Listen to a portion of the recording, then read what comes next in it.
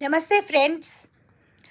আমাদের ইউনিভার্সিটিতে, যাদবপুর ইউনিভার্সিটিতে যে হিজাব পরিহিতা এক ছাত্রীর হিজাব সরিয়ে তার ইনভিজিলেটর তাকে চেক করেছেন বলে যে বিতর্কটি ঘনিয়ে উঠেছে, সেই বিষয়ে বক্তব্য রাখা নেহাতি জরুরি মনে হলো বলেই এই ভিডিও। আমরা যেটা বুঝতে পারছি সেটা হচ্ছে ইউনিভার্সিটির ইংলিশ ডিপার্টমেন্টের থার্ড ইয়ারের সেমেস্টার পরীক্ষার সময় কোনো একজন ছাত্রীর হিজাব পরিহিতা ছাত্রীর হিজাব সরিয়ে তার কানে কোনো ব্লুটুথ বা হেডফোন আছে কিনা সেটা চেক করেছিলেন ইনভিজিলেটর, এবং সেইটি নিয়েই ঘনিয়ে উঠেছে বিতর্ক যে সেটা কেন করা হলো, এবং বিষয়টি সম্বন্ধে তদন্ত করার জন্য একখানি 3 মেম্বার ফ্যাক্ট ফাইন্ডিং কমিটি গঠন করা হয়েছে, যার মধ্যে 2জন মুসলিম সদস্য রয়েছেন এবং একজন SC/ST গ্রুপের ভদ্রলোক রয়েছেন।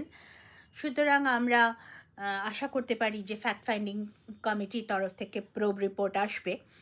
কিন্তু যদি বিষয়টিকে আমরা একদম একটা সেকুলার পয়েন্ট অফ ভিউ থেকে দেখি, পোশাকটি হিজাব, ছাত্রীটি মুসলিম, এই অ্যাঙ্গেল থেকে না দেখে যদি আমরা খুব একটা সেকুলার দৃষ্টিভঙ্গি থেকে জিনিসটা দেখি, তাহলে সত্যি কি এটা একটা অত্যন্ত স্বাভাবিক কাজ নয়? যিনি ইনভিজিলেট করছেন, পরীক্ষা চলছে, আমি যদি একদম আমার কান টান একেবারে ঢেকে রাখা কোনো পোশাক পরি, তাহলে আজকে প্রযুক্তির যুগে এটা তো একেবারেই সহজ ব্যাপার যে আমার কানে কোনো ব্লুটুথ থাকতে পারে, কোনো হেডফোন, কোনো ইয়ারফোন থাকতে পারে। সুতরাং সেটা তো একদম খুব স্বাভাবিক। বিশেষত আমার পোশাক যদি এরকম হয় যে পোশাকটা আরও বেশি করে সেটা রাখতে সাহায্য করবে, তাহলে তো সেই সিকিউরিটি চেকিংটা তো একদম খুব ভীষণ রকম স্বাভাবিক।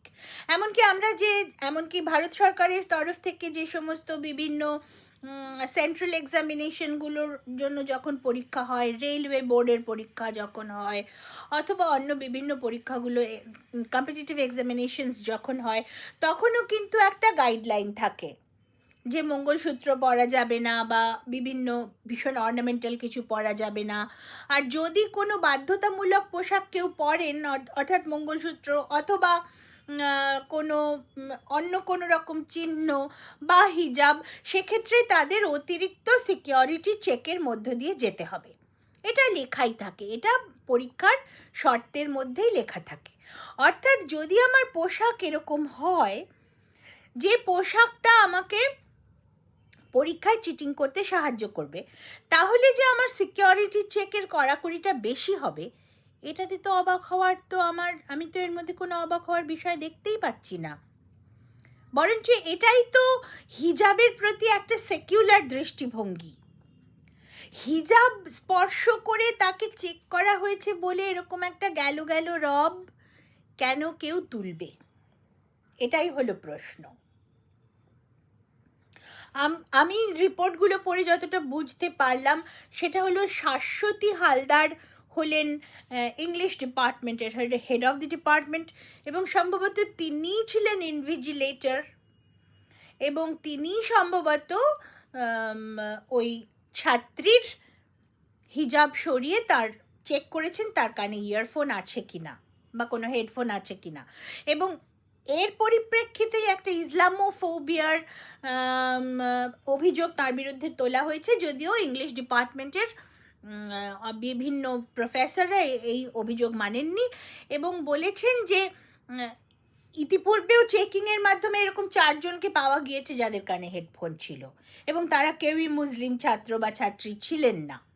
অর্থাৎ এরকম চিটিং করার ব্যাপারটা রয়েছে এবং চিটিং ধরাও হয়, ইনভিজিলেটররা সেটা করেন, এবং আমরাও চিরকাল তাই জেনে এসছি যে ইনভিজিলেটররা এরকম করেন।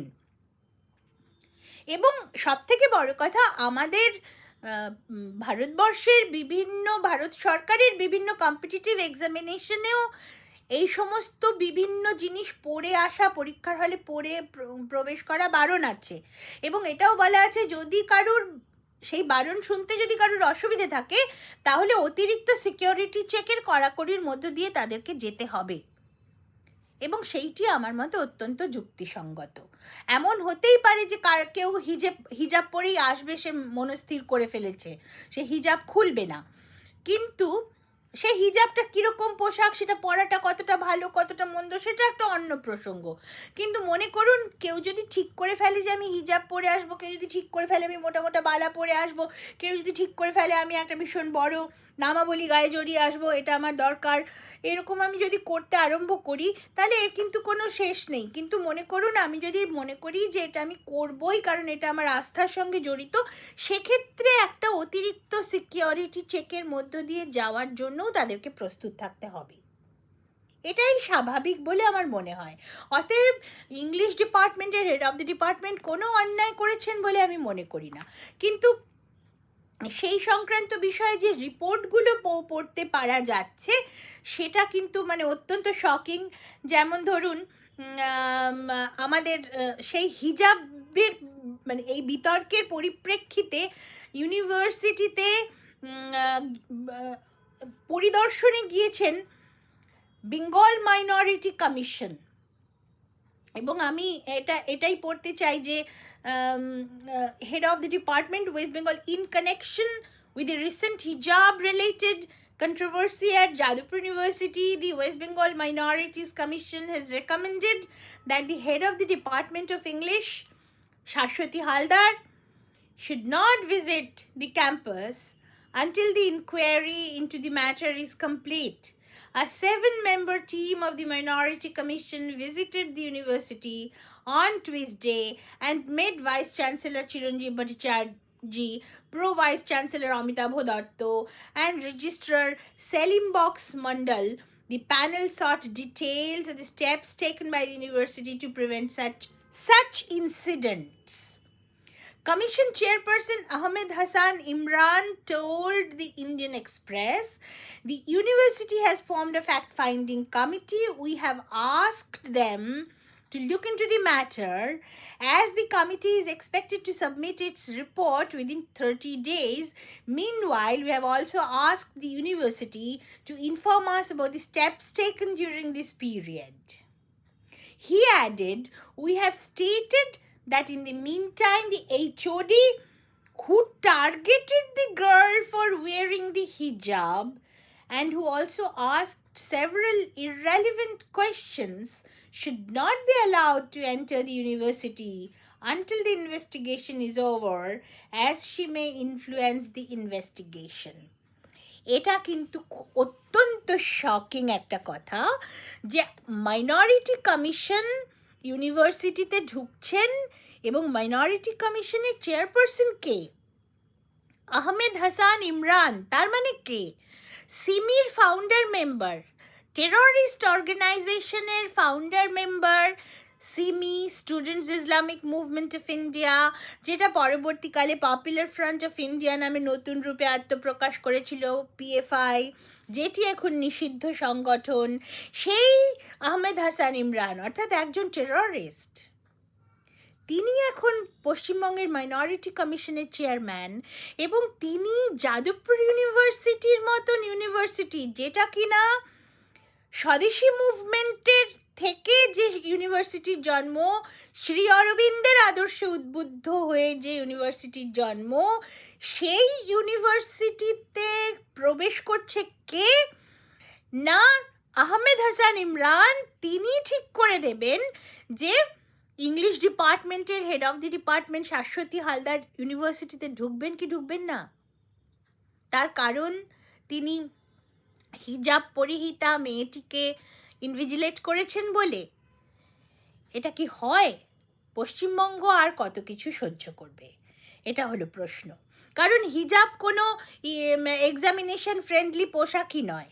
হিজাব, নাকাব, বোরখা এগুলো কোনোটাই এক্সামিনেশন ফ্রেন্ডলি পোশাক নয়। কারণ এই পোশাকগুলোর মধ্যে মিসইউজ, এই পোশাকগুলোর অ্যাবিউসের পোটেনশিয়াল খুব বেশি।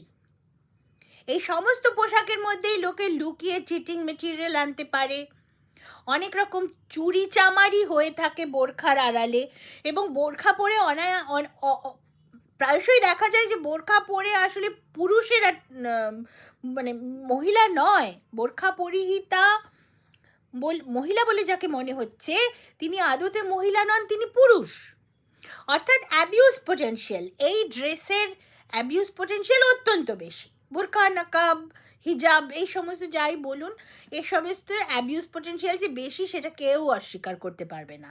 সুতরাং সেটাকে যদি আমাদের নির্মূল করতে হয়, থার্ড ইয়ারের ছাত্রী সে সঠিকভাবে পরীক্ষা দিচ্ছে, সে লেখাপড়া শিখে জ্ঞান অর্জন করে ভালো করে পড়াশুনো করে এসে পরীক্ষা দিচ্ছে, কিন্তু সে শুধুমাত্র হিজাব পরে আছে বলে তার প্রতি সন্দেহ হবে যে সে নিশ্চয়ই কানে লুকিয়ে ইয়ারফোন হেডফোন দিয়ে বাইরের সঙ্গে কানেক্ট করে কারোর থেকে শুনে শুনে লিখছে।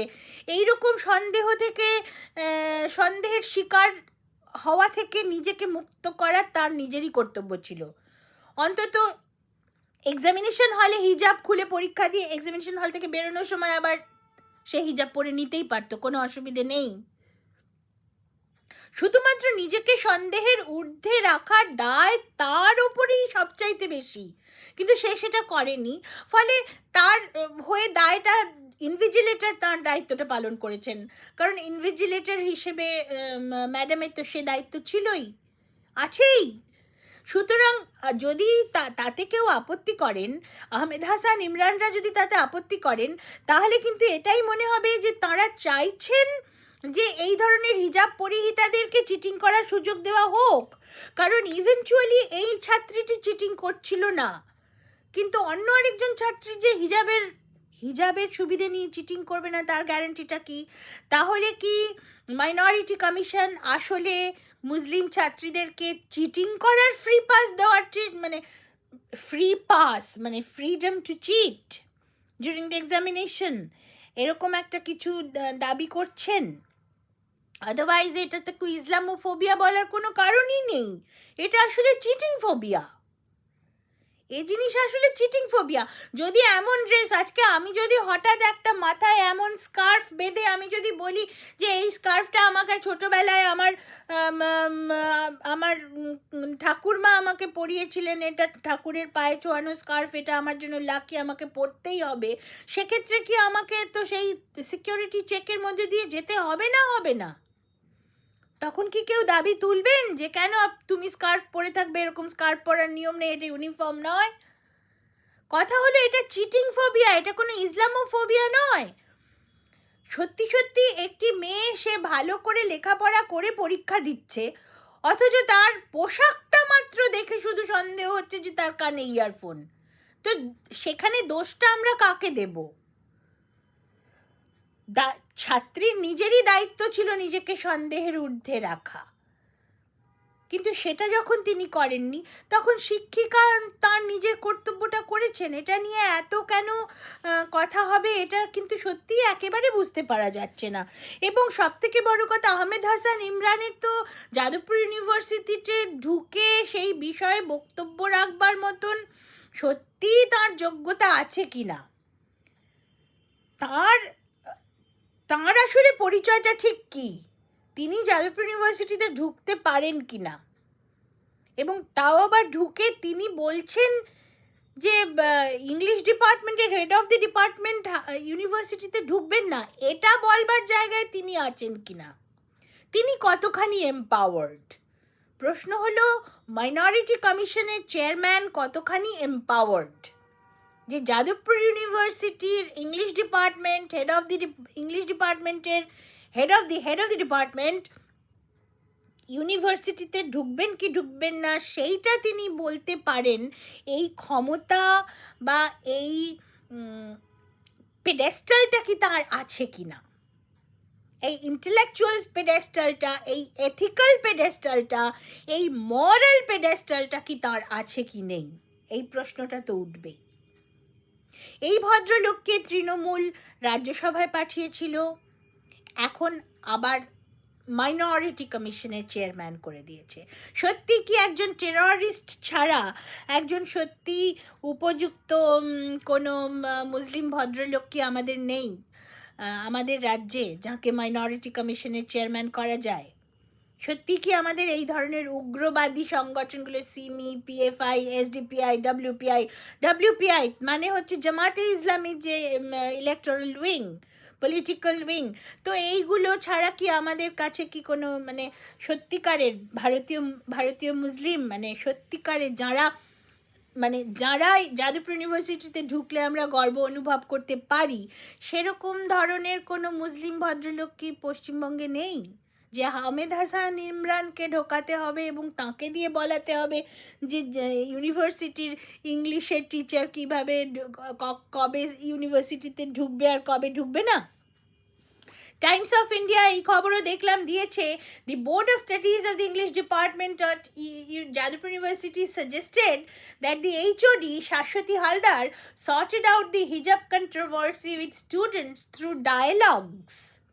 The English department held the BOS meeting on Friday to discuss the hijab row. The BOS suggested to the department head to sort out the matter through talks as students' religious sentiments were hurt. কি করে এটা religious sentiment heart হতে পারে এইটাই কিন্তু আমি বুঝতে পারছি না। এর মধ্যে তো রিলিজিয়নের ব্যাপারই নেই।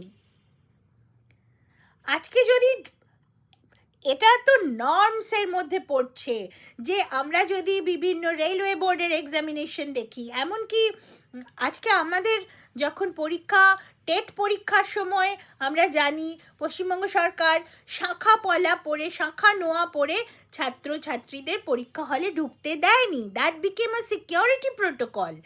শাখা নোয়া বিকেম আ সিকিউরিটি প্রোটোকল। তাহলে হিজাব তো সিকিউরিটি প্রোটোকলের মধ্যে অবশ্যই আসবে। তাহলে এটা রিলিজিয়াস সেন্টিমেন্ট হার্ট হওয়ার কি আছে? আহমেদ হাসান ইমরানও একথা বলেছেন যে ছাত্রীটি নাকি এত ভয় পেয়ে গেছেন, ছাত্রীটি এবং ছাত্রীর মা বাবা এত ভয় পেয়ে গেছেন যে তাদের নাকি কাউন্সেলিং প্রয়োজন হচ্ছে। এটা কি করে হয়?